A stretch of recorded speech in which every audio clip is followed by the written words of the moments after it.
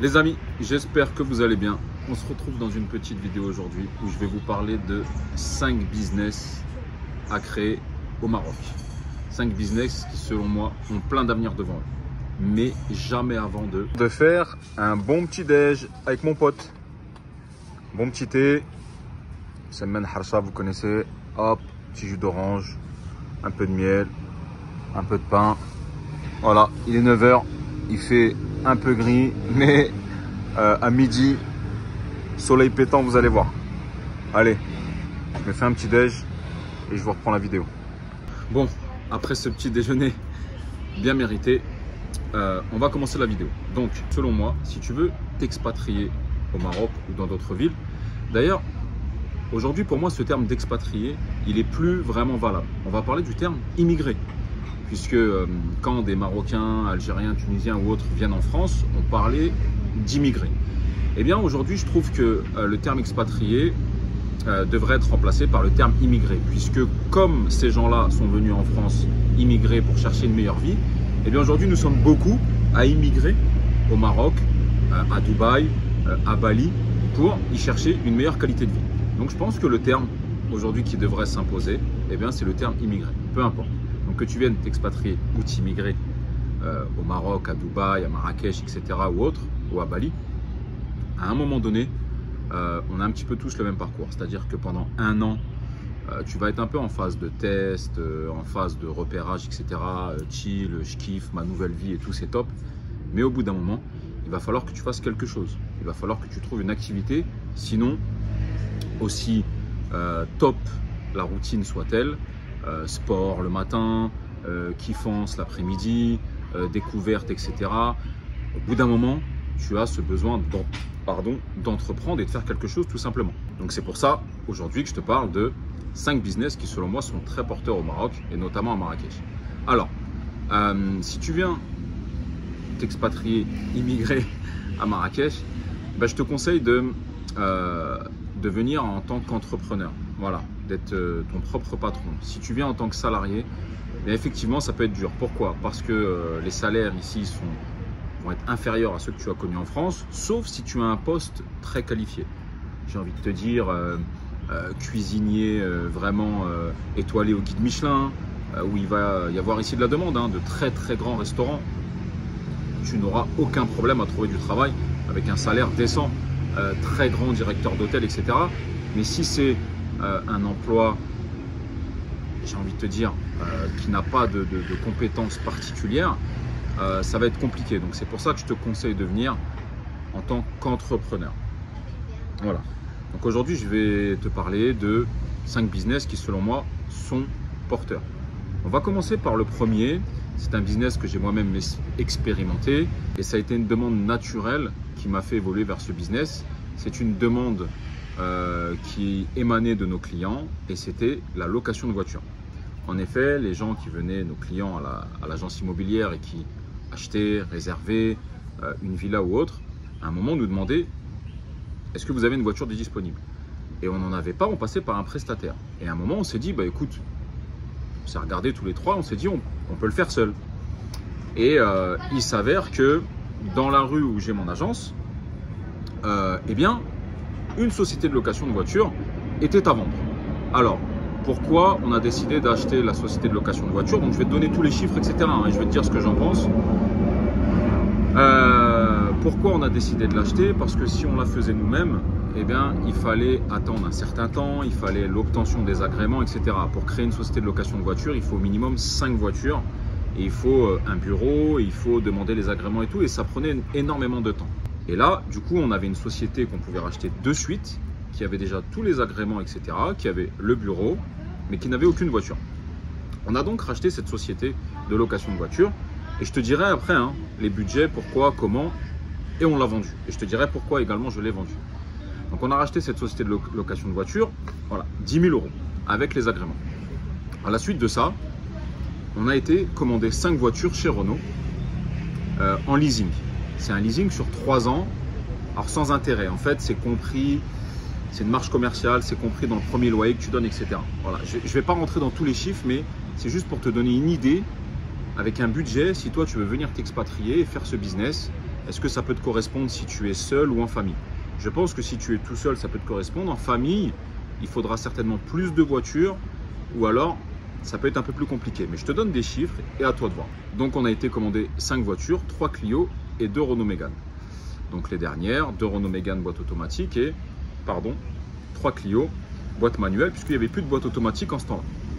Nous avons donné, je vais te parler en euros, d'accord? Sachant que c'est un peu moins, mais je vais te parler en euros pour que tu arrives à faire la conversion. On a donné 10 000 euros d'apport par voiture et on payait 400 euros de leasing sur 3 ans par voiture. D'accord? Donc on a donné 10 000 euros par voiture, 50 000 euros, plus la création de la société, 10 000 euros. Ça veut dire que la location de voiture, la société plus les voitures, ça nous est revenu à 60 000 euros. Et on payait 2 000 euros pour les 5 voitures par mois.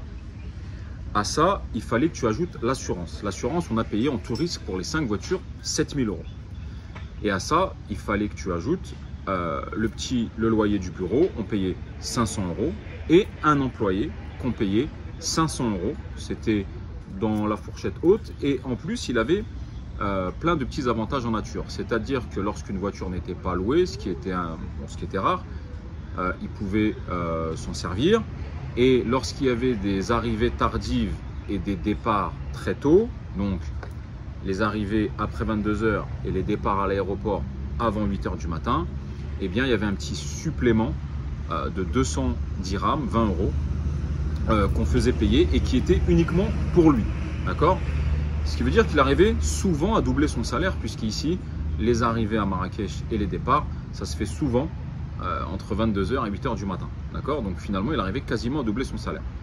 Alors, je vais te parler comme à mon habitude, très franchement. C'est un business qui tournait bien. Les voitures sortaient environ sur une moyenne, un lycée sur l'année, environ une vingtaine de jours par mois. Et toutes charges payées, donc je t'ai dit, 2 000 euros de leasing, plus l'assurance qu'on avait payée à l'année, 7 000 euros. Après, il y a des petits frais de lavage, etc. Voilà, je ne vais pas tout te donner.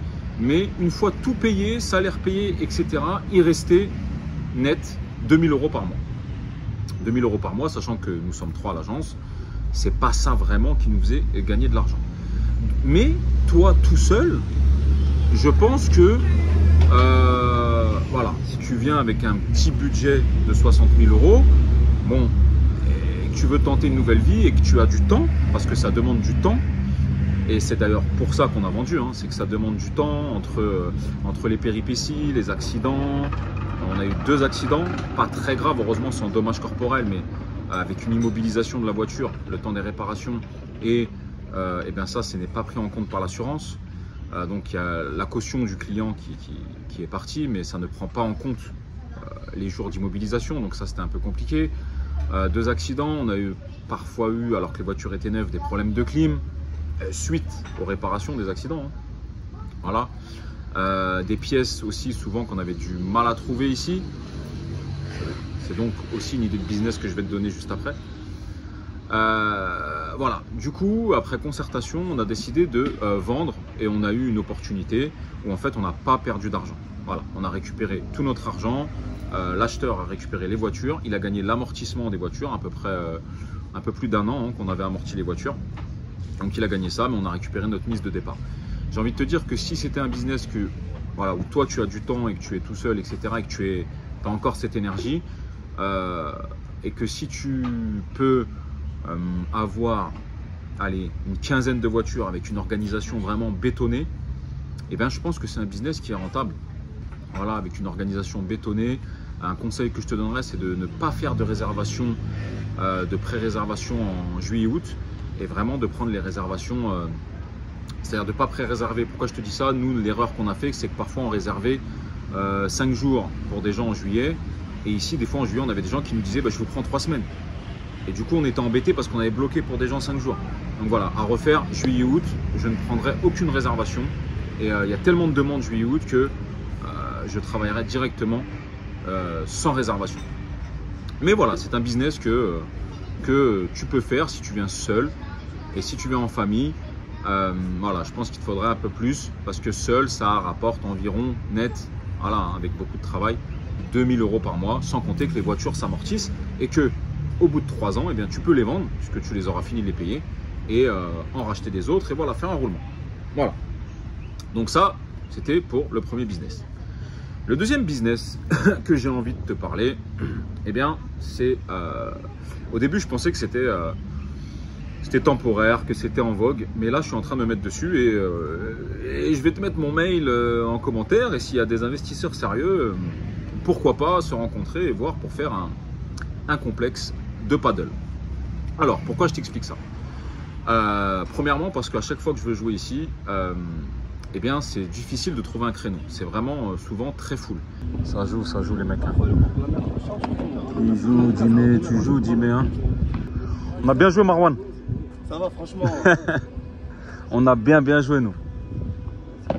J'ai cru que c'était temporaire, mais je me rends compte que c'est vraiment devenu pour certains une passion, pour moi-même, et une addiction, et que ça vient juste en dessous du foot si c'est pas égal. Et j'ai un petit peu fait mes calculs, et figure-toi que pour moi c'est très rentable. Alors je vais te donner les calculs très brefs que j'ai fait. Pardon. Et j'étais étonné de la rentabilité que ça peut avoir. Et pourtant, tu me connais en calcul, je ne suis pas fou. Je prends toujours les versions pessimistes au plus bas. Et malgré tout, on est sur une rentabilité qui, selon moi, est explosive. Alors, pour le coup, le terrain que j'ai vu avec un ami, il fait 2600 mètres carrés. Alors, je vais te parler en euros. Il est à 500 000 euros. Il est très bien placé. Il faut juste voir si par rapport à la zone commerciale, il est possible de, voilà. Mais je te donne juste le projet. C'est une idée que je te donne si tu veux venir en famille, si tu as de l'argent. Tu sais, voilà. Moi, je donne des conseils gratuitement. C'est toujours un plaisir. Je donne sans rien attendre. Et si demain, grâce à un conseil que je t'ai donné, tu vas pouvoir changer ta vie ou kiffer ton expatriation, eh bien, je serai reconnaissant. Tu vas me voir dans la rue, tu vas me dire merci Mehdi, on va boire un café, etc. Je serai reconnaissant. Et ma mère m'a toujours dit, donne, un jour ou l'autre, ça revient. C'est Dieu qui donne. Donc voilà, c'est une idée que je peux te donner. Alors, c'est un budget qui est un peu plus conséquent. Pour le coup, c'est un terrain de 2600 mètres carrés qui est à 500 000 euros. Sur ce terrain-là, tu peux faire donc 10 terrains de paddle. Donc, essaye de calculer. C'est un projet qui revient, j'ai fait les calculs, à 850 000 euros. Donc, 500 000 euros, le terrain, plus les frais d'acte, etc. Les petits à côté, on est à 530, 540 000 euros. Ok. Ensuite, il faut faire 10 terrains de paddle. D'accord, 10 terrains, le terrain est rectangle et tu vas faire 5 terrains à gauche, 5 terrains à droite. C'est ce qu'on veut faire. Voilà, hein, si quelqu'un veut venir poser des billes avec nous ici, avec grand plaisir, hein, tout est ficelé. 5 terrains à gauche, 5 terrains à droite et 5 terrains couverts à droite. Puisque ici, en été, eh bien, malheureusement, entre midi et 18h, tu ne peux pas jouer. C'est impossible. Donc, comme à Dubaï, il faut les couvrir. Le budget pour faire les 10 terrains de paddle, alors un terrain de paddle ouvert, normal, classique, ça revient à environ 18 000 euros. Ok. Donc, tu comptes 5 à 18 000 euros et les terrains couverts, ça revient à environ 22 000 euros avec l'installation de la clim, etc. etc. D'accord? Donc, je vais te faire les calculs. Donc, les 10 terrains, on est à peu près à 200 000 euros d'investissement. Sachant qu'il n'y a pas d'entretien sur du terrain de paddle ou très peu. Donc, on est sur un budget d'environ 540 plus 200, 740. Et je t'ai dit tous les à côté, les petits vestiaires, les faux frais, etc. J'ai compté que c'était un projet à 850 000 euros, mais vraiment, j'ai compté tous les faux frais. Disons qu'il y a 10 terrains. Un terrain ici, ça se loue 40 euros. Ça se joue à 4 et c'est 10 euros par personne. Disons qu'on est ouvert de 10h à 23h. Et disons que, eh bien, on n'est pas très bon et que de 10h à 23h, sur 13 heures d'exploitation, on n'exploite que 5 heures. Ce qui est totalement faux et pour moi impossible parce qu'ici, tous les terrains que je vois, de 10h à 23h, ils sont exploités au moins 7-8 heures. Mais disons qu'on est nul et qu'on n'exploite que 5 heures. Disons que les terrains ouverts, non couverts, donc tu les loues 40 euros, sans compter le snacking, la location de raquettes, éventuellement la location de cours, etc., par un prof, etc. Ça, je compte. Disons que tout ce qui est snacking, etc., le bénéfice de ça, ça servira à payer les faux frais. Alors, disons qu'on loue les 5 terrains non couverts uniquement 5 heures par jour, ce qui me paraît très très peu, 40 € par heure, eh bien ces terrains non couverts rapporteraient 1000 € pour les terrains non couverts. Donc 40 € par heure, x 5 heures, x 5 terrains. Pour les terrains couverts, d'accord, et ceux-là, je peux te dire qu'en été, ma main à couper, qui sont full, puisque tu peux pas jouer dehors en été, ici à Marrakech, donc ceux-là, ils sont full. Je pense que ceux-là, avec la clim, etc., tu peux les louer 50 €. Et donc, pour les terrains couverts, ça te ferait 1250 € si tu les loues que 5 heures. Je te garantis que tu les loueras plus que 5 heures. Donc, entre les non couverts et les terrains couverts, on est à environ à 2250 € par jour. Sachant que le paddle, les terrains de paddle n'ont pas beaucoup d'entretien. À ça, tu rajoutes, allez, 3 salariés, d'accord, une réceptionniste, un salarié qui est là pour voir que tout se passe bien, qui rapporte le snacking, etc. Et un autre salarié, tout ce qui est ménage de vestiaire, etc. etc.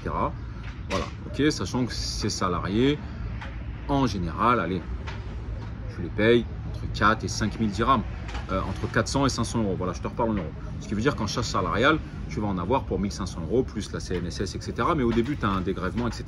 Mais allez, disons que tu vas en avoir pour 2500 € de salaire. Donc, reprenons, c'est des terrains qui peuvent te rapporter 2250 € par jour. Ok? Lorsque, allez, et disons qu'on loue que 5 heures.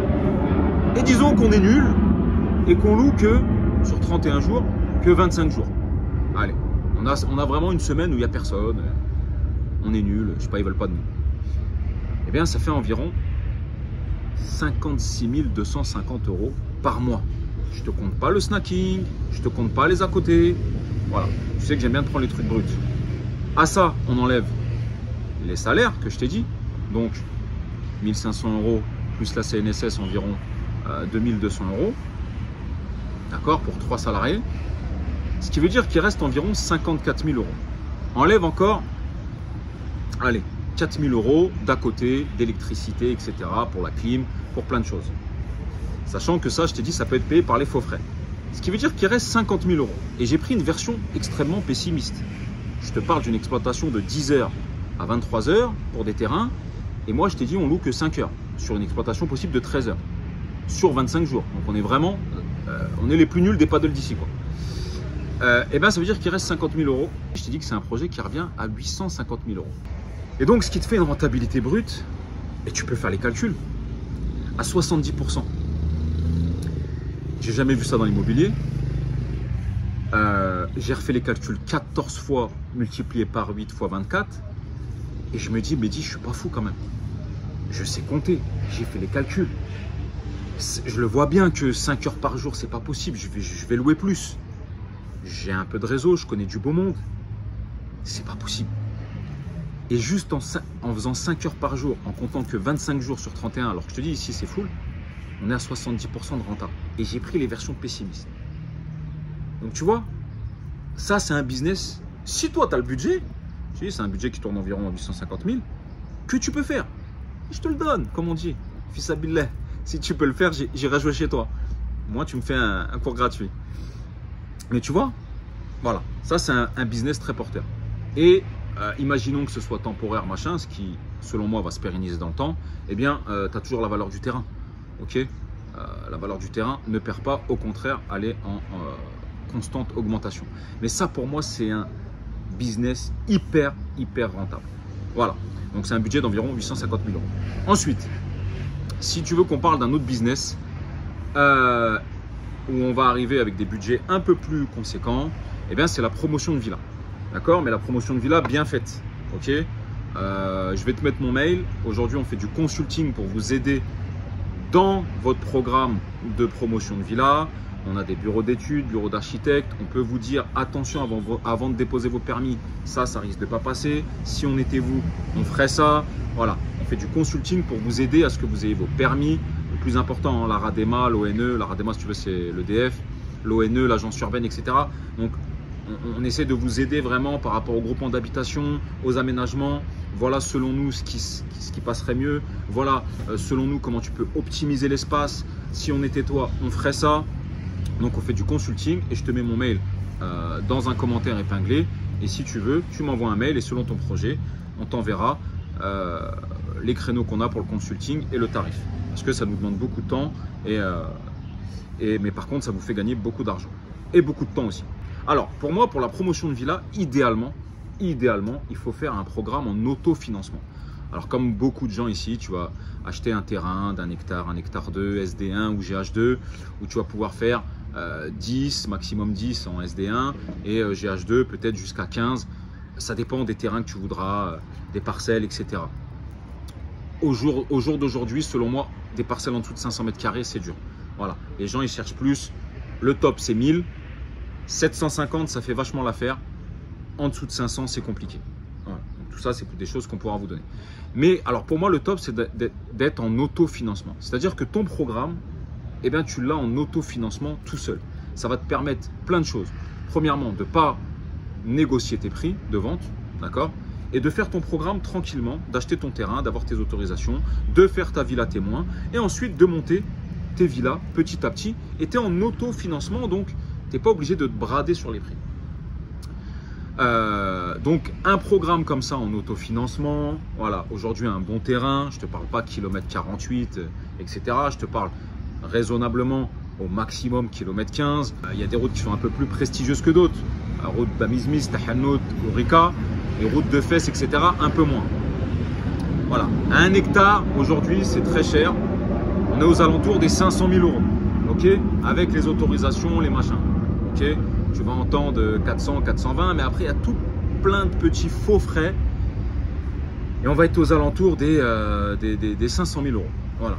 Après, pour monter une villa témoin, en général, c'est des villas de 300, 350 mètres carrés, hein, entre le gros œuvre, etc. fini.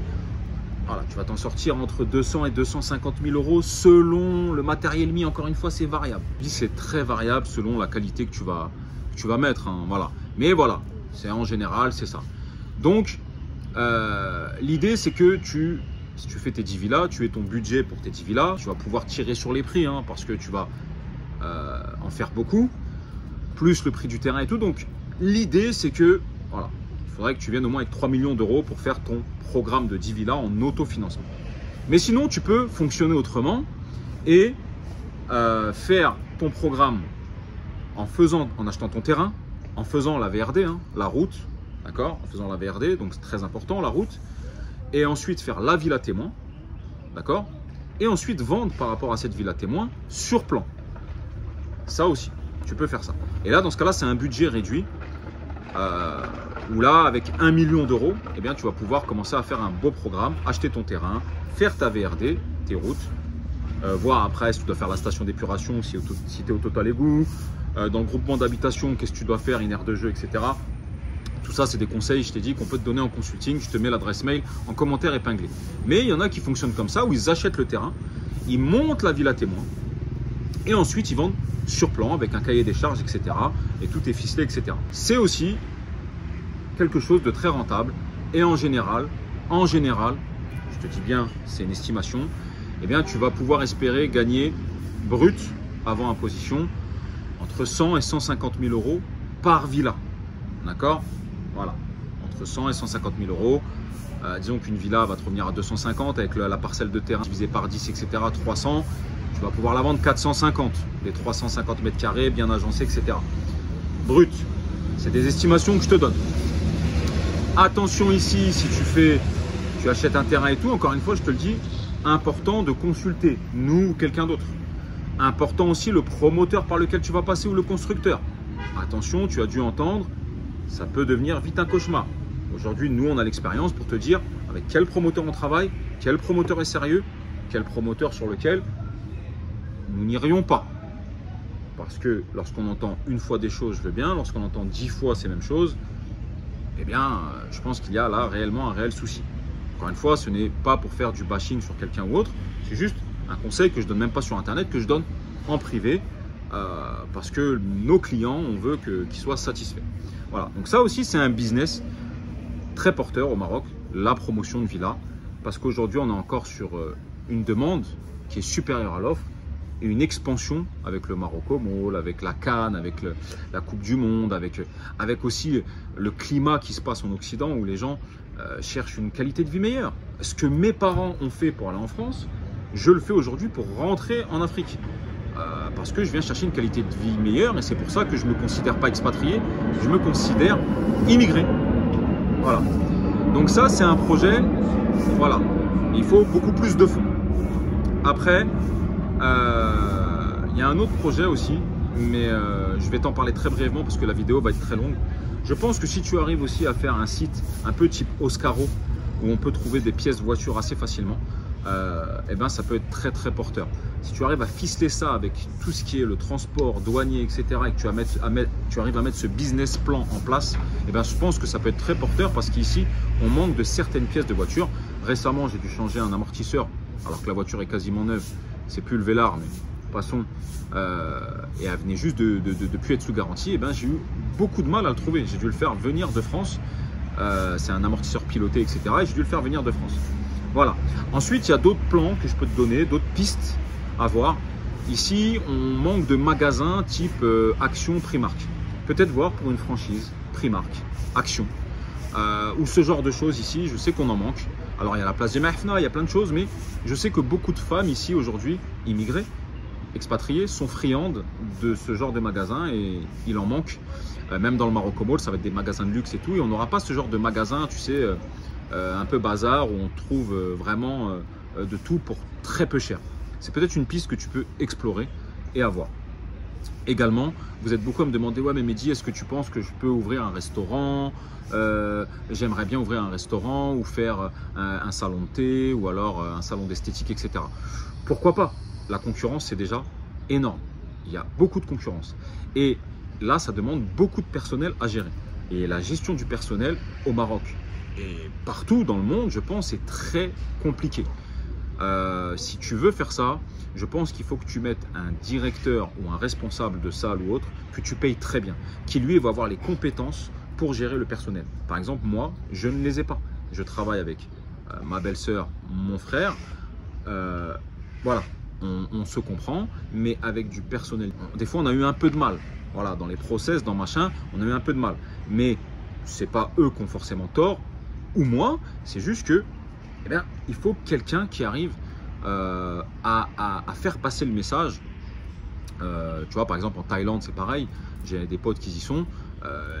Il faut parler, il faut doser, tu vois. Donc, c'est un business sur lequel j'irai pas, restauration, etc. Salon de thé, coiffure, esthétique pour les femmes, etc. Parce que ça demande trop de personnel à gérer et ton business dépend énormément du personnel. Moi, j'essaye toujours d'avoir un business qui dépend pas du personnel. Quand je te parle du paddle, ça dépend pas du personnel, ça dépend du client. Le terrain de paddle est là, il n'y a pas d'entretien, il est fait. Quand je te parlais de la location de voiture, pareil, ça dépendait du client. J'avais un employé pour gérer ça, c'était assez simple. Et malgré tout, ça a été un peu compliqué.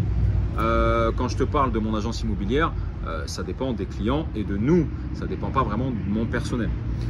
Voilà, essaye de faire un business qui ne dépend pas uniquement du personnel ou alors que tu sois en mesure de remplacer ce personnel si ce personnel te fait défaut. Voilà, je pense que je vais arrêter là parce que sinon la vidéo, on va pouvoir en parler pendant 2 heures.